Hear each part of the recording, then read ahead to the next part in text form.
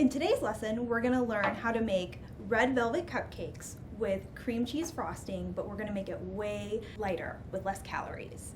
So for today's ingredients, we're going to use a cake mix along with your favorite dark flavored cola. We're also going to use for the frosting cream cheese, and you can use the reduced fat or the fat-free with a little bit of sugar substitute and some fat-free or free Cool Whip. To start our cake, we're first going to take the box cake mix and just simply open it and pour it into your mixing bowl.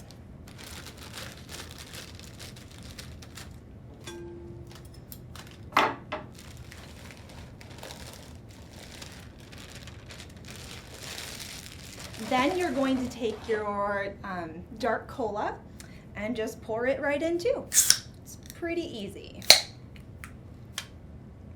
Now, to mix this, you're going to need either a stand mixer, a hand mixer, or a whisk to thoroughly incorporate the two. Today, I'm going to use this hand mixer just to quickly whip it together.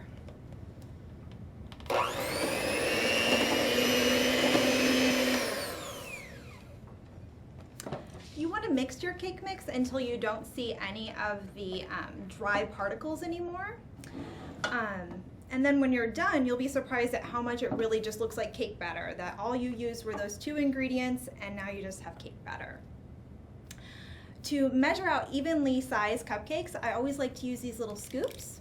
They're nice because they're pre-measured and pre-portioned, and then you get evenly sized cupcakes. After you've got all of your cupcakes full, you're going to take them and pop them in the oven and bake them according to cooking directions. While those are baking, we're going to move on to our frosting. To start our frosting, we're going to need our cream cheese to be a little melted. You can do that in a couple different ways. You can either microwave it for 15 seconds until it's nice and melty, or you can just let it sit out of the refrigerator for 30 to 60 minutes.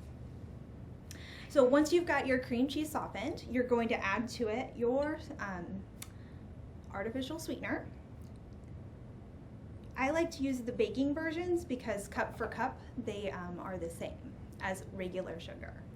Then you're just simply going to incorporate the sweetener into your cream cheese, your softened cream cheese. And you don't want to add the Cool Whip topping at this point because you could actually make it less airy and it would be too dense. So you want to get the sweetener fully incorporated into your cream cheese before mixing in your Cool Whip. So now I'm going to add in my full container of the free Cool Whip topping. And this as well, I let it sit in the refrigerator overnight so it was not frozen, it's softer.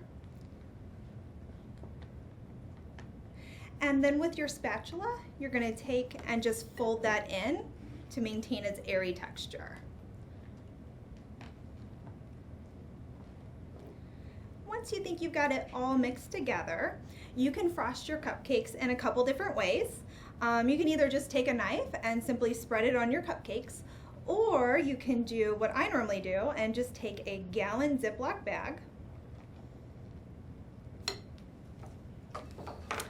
and you're going to put your frosting mixture into your gallon bag, and then you can frost your cupcakes and then it makes them a little more pretty.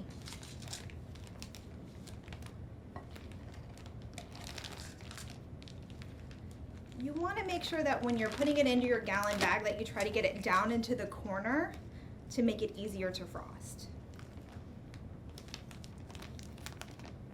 All right, now once you've got this in your bag, after your cupcakes are cool, you can frost them with this. Otherwise, you want to keep this in the refrigerator until you're ready to frost.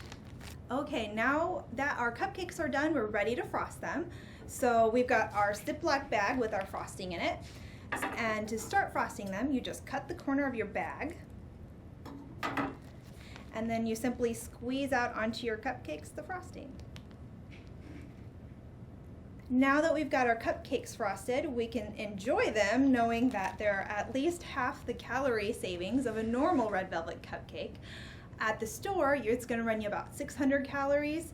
These are going to run you about 150 each, and you can get about 16 cupcakes out of a batch.